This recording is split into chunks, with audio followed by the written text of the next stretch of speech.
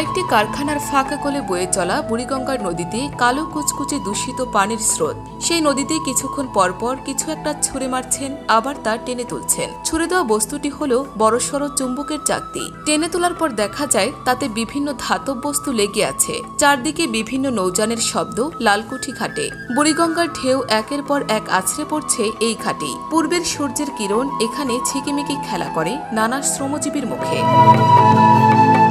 পঞ্চাশার্ধ মোহাম্মদ আলম 5 জনের পরিবারের একমাত্র উপার্জনক্ষম ব্যক্তি তিনি। কাকডাকা ভোরের প্রতিদিন নৌকা নিয়ে সদরঘাটের লালকুঠি ঘাটে আসেন। পেশায় পুরো দস্তর মাঝি তিনি। প্রায় 12 বছরের বেশি সময় ধরে পরিবারের মুখে হাসি ফুটিয়ে রাখতেই নৌকার দাঁড় চালানোর পাশাপাশি নদী পারাপারের সময় দড়িতে চুম্বক বেঁধে নদীর তলদেশের পুরাতন লোহার টুকরো জোগাড় করে কেজি দরে বিক্রি করেন তিনি।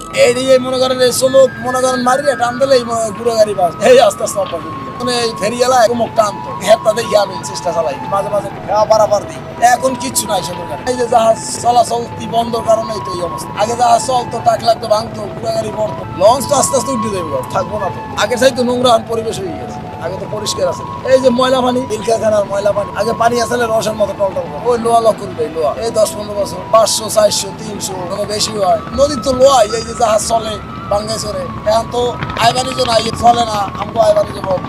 বাঙালিতে 40 টাকা, 45 টাকা ঠিক নাই কেন? 5 কেজি, 7 কেজি, 10 কেজি। কত বছর ধরে করে না? 10-15 বছর। লোহা কুড়ানোর এই কাজ যেমন মোহাম্মদ আলমের বাড়তি অর্থ উপার্জনের সুযোগ করে দিয়েছে, তেমনি নতুন কর্মসংস্থানের সুযোগ করে দিয়েছে আশেপাশের অন্যান্যদের। এতে করে ক্ষুদ্র অর্থনীতির চাকা ঘুরছে আপন গতিতে। অস্বাস্থ্যকর পরিবেশে এসব কাজে ঝুঁকি থাকলেও জীবনের তাগিদে এগিয়ে যেতে হচ্ছে আলমের মতো অনেকের।